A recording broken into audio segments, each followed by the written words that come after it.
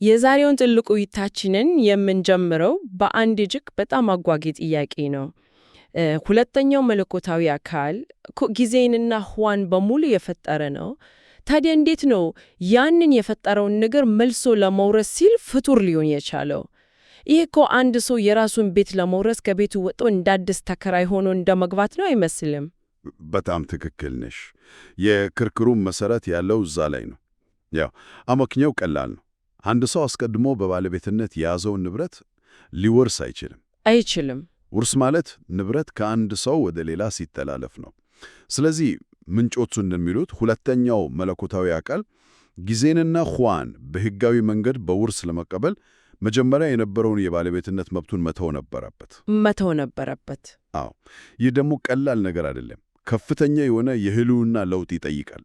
እሺ፣ እንግዲያውስ እስኪ ከዚህ እንጀምር። ምንጮቹ ዕብራውያን 1:2 ይጠቅሳሉ። ወልድ የሁሉ ወራሽ ይለዋል። ግን ወዲያውኑ ወደ ፊልጵስዩስ ስንሄድ ደግሞ በእግዚአብሔር መልክ ሲኖር ነበር ይላል። ማለትም ሙሉ መለኮት ነበር። እዚህ ጋር ነው እንቆቅልሹ። የፈጠረ አካል እንዴት ወራሽ ይሆናል? ለምን አስፈለገው? ዋናው ስነ መለኮታዊ ውጥረት ያለው እዚህ ላይ ነው። ምን መሰለሽ፣ ጊዜና ህዋ የመጀመሪያውም የሁለተኛውም አካል የጋራ ንብረት ናቸው፣ በጋራ ስለፈጠሩት። እሺ።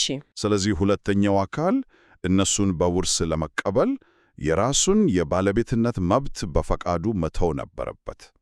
ይህንን ድርጊት ነው ምንጮቹ ራሱን ባዶ አደረገ ብለው የሚገልጹት። ራሱን ባዶ አደረገ? አዎ። በስነ መለኮት ውስጥ ኬኖሲስ ይኑታል።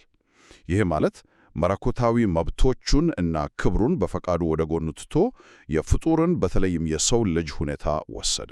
የአገልጋይን መልክ ያዘ ማለት ነው። በትክክል ሰው ሆነ። በተለይም ምንጮቹ እንደሚሉት አዳም ሆነ። ቆይ እዚህ ጋር ላቆመው። ይሄ በጣም አእምሮን የሚፈታተን ሐሳብ ነው። ፍጡር ያልሆነ አካል ራሱ የፈጠረውን ነገር ለመውረስ ፍጡር ሆነ እያለን ነው። መብቱን ሙሉ በሙሉ አጣው ማለት ነው ወይስ ለጊዜው ወደ ጎን አደረገው? በጣም ወሳኝ ጥያቄ ነው። ምንጮቹ እንደሚያስረዱት መብቱን ሙሉ በሙሉ አጥፍቶታል ወይም መለኮት መሆኑ ቀርጧል ማለት አይደለም። እሺ። ይልቁንም መለኮታዊ ስልጣኑን ከመጠቀም በፈቃዱ ታቁቧል። ለምሳሌ አንድ የኩባኛ ባለቤት ኩባኛውን ለልጁ ለመውረስ በቦርዱ ፊት እንደ ተራ ሰራተኛ ቀርቦ ብቃቱን እንደማሳየት አስቢው። ገባኝ። ዓላማው ህጋዊ ሂደቱን ለማክበር ነው። ልክ እንደዛ። በቃ ሁለተኛው አካል ፍጡር ሲሆን መለኮታዊ ባለቤትነቱን ወደ ጎን ትቶ የወራሽነትን ሚና ተጫወተ። ስለዚህ ድርጊቱ ከባለቤትነት ወደ ወራሽነት ሚና ለመቀየር ሆን ብሎ የተደረገ ሽግግር ነው ማለት ነው። ምንጮቹ ደግሞ ይህንን ለማጠናከር ከሉቃስ ወንጌል ላይ ያለውን የወይን እርሻ ምሳሌ ይጠቀሳሉ። ልክ ነው። ባለቤቱ ይወደውን ልጁን እና ወራሹን ሲልክ ተከራዮቹ ይህ ወራሽ ነው፣ እርሱ ለኛ እንዲሆን ኑ እንግደለው ብለው ተመካከሩ ይላል። በትክክል ያ ምሳሌ ውርሱ ከፍተኛ ዋጋ እንዳስከፈለና በሞት የተገኘ መሆኑን ያሳያል። ወራሹ መጥቶ እርሱን ለመውረስ የከፈለው መስዋዕትነት። አዎ፣ ሂደቱ ቀላል እንዳልነበር ያጎላል። ወራሹ መምጣቱ ብቻ በቂ አልነበረም። ከባድ ፈተና ማለፍ ነበረበት። እሺ፣ እንግዲህ ውሳኔው ተወሰነው፣ ከባለቤትነት ወደ ወራሽነት ለመሸጋገር ሰው መሆን። ይሄ በራሱ የሚገርም ነው። ግን ውሳኔው አንድ ነገር ነው። የውርሱ ሕጋዊ ሂደትስ መቼና እንዴት ተከናወነ? ምንጮቹ በቀጥታ ወደ አንድ ክስተት ነው የሚያመለክቱት። ወደ የትኛው? ወደ ስቅለቱ። ፊልጵስዩስ 2:8 እዚህ ላይ ቁልፍ ጥቅስ ነው። ራሱን አዋርዶ ለሞትም ይሁም የመስቀል ሞት እንኳን የታዘዘ ሆነ። ያ የታዘዥነት ድርጊት ነው ውርሱን ያረጋገጠው። አዎ፣ ያ ራስን ባዶ የሚያደርጉ ሂደት የመጨረሻው ጥግ ላይ የደረሰው በሞት ነው። ስምምነቱ የተፈረመው እዛ ላይ ነው እንደማለት ነው። በስቅለቱ አማካኝነት ጊዜንና ህዋን፣ ዙፋኑን እና ከሁሉም በላይ የሆነውን ስም ወረሰ። እዚህ ጋር ሌላ ጥያቄ ያለኝ፣ በትክክል የተወረሰው ምንድን ነው?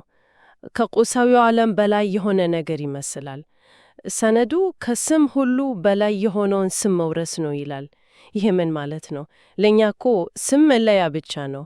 ስምና ግዛት እንዴት ይገናኛሉ? በጣም ጥሩ ጥያቄ ነው። ያው በጥንታዊው አስተሳሰብ ስም ማለት መለያ ብቻ አይደለም። በፍጹም ስም የአንድን አካል ማንነት፣ ኃይል እና ስልጣን በሙሉ ይይዛል። ስለዚህ ከስም ሁሉ በላይ የሆነውን ስም መውረስ ማለት በጊዜና በህዋ ላይ ያለውን የመጨረሻውን የገዢነት ሥልጣን መቀበል ማለት ነው። አሃ። ምንጩ እንደሚለው እግዚአብሔር ከጊዜና ከህዋ በላይ ስለሆነ ግዛቱን የሚያረጋግጠው ስሙን በውስጣቸው በማኖር ነው። ስለዚህ ስሙን መውረስ ማለት ግዛቱን መውረስ ማለት ነው። በትክክል ያ ስም የባለቤትነት ማረጋገጫ ሰነድ ታይትል ዲድ እንደማለት ነው።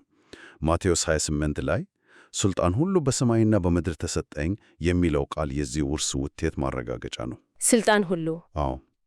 የመላእክት ዓለም፣ የሰው ልጆች፣ የሲኦል የሁሉም ሥልጣን በዛ ስም ውስጥ ይገኛል። እና ያ ስም ማን ነው? ምንጩ በግልጽ ያስቀምጣል። የአብ የወልድ እና የመንፈስ ቅዱስ ስም ነው። ይህ ደግሞ ከዮሐንስ ራእይ መጽሐፍ ወደ ተወሰደው አስደናቂ ገለጻ ይመራናል። ከሞትና ከትንሣኤ በኋላ ይህንም ሁሉ ሥልጣን የወረሰው አካል ምን ይመስላል? አዎ፣ ጽሑፉ የከበረውን መልክ ይገልጻል። ራእይ ምዕራፍ 1 ላይ ያለው ገለጻ በጣም ግልጽ ነው። ፀጉሩ እንደ ነጭ ሱፍ፣ ዓይኖቹ እንደ እሳት ነበልባል፣ እግሮቹ እንደ የጋለ ናስ፣ ድምፁም እንደ ብዙ ውሃዎች ድምፅ። በጣም ኃይለኛ ገለጻ ነው። በጣም ይህ ርስቱን ሙሉ በሙሉ የተቀበለውን አካል ሁኔታ ነው የሚያሳየው። ጽሑፉ ይህ መልአክን የሚመስል ሁኔታ መሆኑን ቢያብራራም እሱ ግን አዳምም መልአክም እንዳልሆነ ያጎላላል። እሺ፣ እሱ ራሱን በጊዜና በህዋ ውስጥ እንደ ፍጡር የገለጠ ነገር ግን ከነዚህ ሁሉ በላይ የሆነ ልዩ አካል ነው። ይህ በጣም ወሳኝ ነጥብ ነው። ፍጡር ሆኖ ታየ፣ ግን ማንነቱ በፍጡርነት ብቻ ይወሰናል እና ይህ አዲስ ሁኔታ ከአዲስ ኃይል ጋር ይመጣል። ጽሑፉ የሞትንና የሲኦልን መክፈቻዎች መያዙን ይጠቅሳል። ይህ ምን ማለት ነው? ለምን ግን በተለይ የሞትና የሲኦል መክፈቻዎች? ይህ የመጨረሻውን ሥልጣን ያመለክታል። መክፈቻዎቹን መያዝ ማለት በፈቃዱ የመክፈትና የመዝጋት ሙሉ ሥልጣን አለው ማለት ነው። ገባኝ። ያ ማለት በጊዜና በህዋ ውስጥ ገብተው የነበሩትን አሉታዊ ኃይሎች ማለትም ሞትና ሲኦልን እንደ ፈቃዱ የመቆጣጠርና የማስወገድ ኃይል አለው ማለት ነው። ታዲያ ይህንን ሥልጣን ለምን ይጠቀምበታል? የመጨረሻው ግቡ ምንድን ነው? በፍጹም ቁልፎቹን ዝም ብሎ መያዝ አይደለም። ሰነዱ እንደሚለው ኃጢአት ከጊዜና ከህዋ ከተወገደ በኋላ ሞትና ሲኦል በእሳት ባህር ውስጥ ይጣላሉ። ይህም የተወረሰውን ሥልጣን የመጨረሻ አጠቃቀም ነው ማለት ነው። ልክ ነው። ርስቱን ከተቀበለ በኋላ በርስቱ ውስጥ ያሉትን ያልተገቡ ነገሮች የማስወገድ ኃላፊነት አለበት።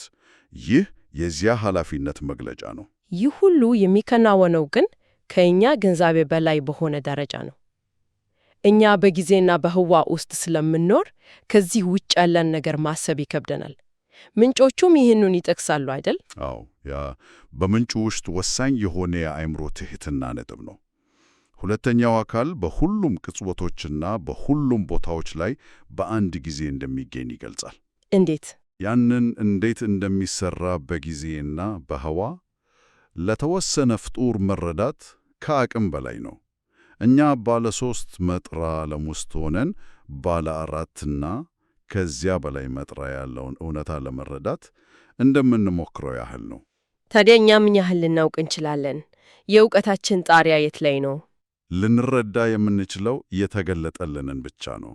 ለምሳሌ ፊተኛውና ኋለኛው እኔ ነኝ ሲል እውነት መሆኑን እንቀበለዋለን። አዎ፣ ግን ከጊዜ ውጭ የሆነን ህልውና ሙሉ በሙሉ ማሰብ አንችልም። ጽሑፉ የሰው ልጅ ግንዛቤ እግዚአብሔር በገለጠው ልክ ብቻ የተወሰነ መሆኑን ያሰምርበታል። ነገር ግን ምንጩ አንድ ሌላ አስደናቂ ሐሳብ ያቀርባል። እሱ ምንድን ነው? እንዲህ ይላል፣ በመጀመሪያ ፍጡራን እግዚአብሔርን ማየት አይችሉም ነበር። እውነት ነው። እግዚአብሔር ፍጡር ሆነ። አሁን ፍጡራን እግዚአብሔርን ማየት ይችላሉ። ዋው! ይህም ማለት ይህ ራስን ባዶ የማድረግ ሂደት ለውርስ ብቻ ሳይሆን የማይታየው አምላክ ለፍጡራኑ የሚታይበትና የሚደረስበት መንገድም ነበር።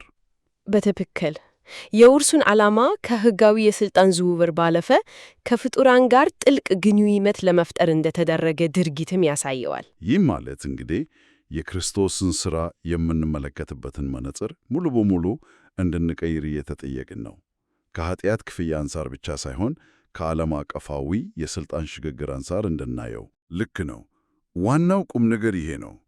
ሥጋ መልበስንና ስቅለትን እንደ መዳን ብቻ ሳይሆን ለውርስ እንደተደረገ ዓለም አቀፋዊ ሕጋዊ ዝውውር ማየት። ይህም የኢየሱስን ሕይወትና ሞት ዓላማ በፍጥረት ላይ ባለሥልጣንና ግዛት አንጻር እንደገና ይተረጎመዋል። መዳን ከዚህ ሰፊ ታሪክ ውስጥ አንዱ ክፍል ይሆናል ማለት ነው። አዎ። ታዲያ ይህንን ሁሉ ውይይት ስናጠቃልለው የጀመርነው በአንድ ተቃራኖ ነበር። አንድ መለኮታዊ አካል የራሱ የሆነውን ለመውረስ ሲል ፍጡር ሆነ። አዎ።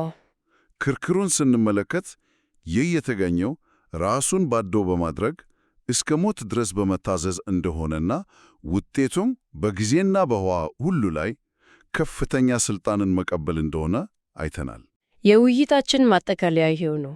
ከባለቤትነት ወደ ወራሽነት፣ ከወራሽነት ደግሞ ወደ ተረጋገተ ንግስና የተደረገ ጉዞ ነው። ምንጩ የሚደመድመው ስለ ሞትና ሲኦል የመጨረሻ ዕጣ ፈንታ በመወያየት ነው እና ይህ አንድ አጓጊ ሐሳብ ያስነሳል። ይህ የተወረሰው ሥልጣን እንደ ሞትና ኃጢአት ያሉትን ነገሮች ከጊዜና ከውሃ ሙሉ በሙሉ ለማስወገድ የሚያገለግል ከሆነ ከእነዚህ ነገሮች ሙሉ በሙሉ የጸዳ ጊዜና ውሃ ምን ሊመስል ይችላል? በውስጡ ክፋት፣ ሕመም ወይም ሞት የሌለበት አዲስ ፍጥረት ምን አይነት ገጽታ ይኖረዋል? ሰነዶቹ ይህንን በዝርዝር አይገልጹም። ለማሰላሰል ክፍት ይተዋሉት ማለት ነው።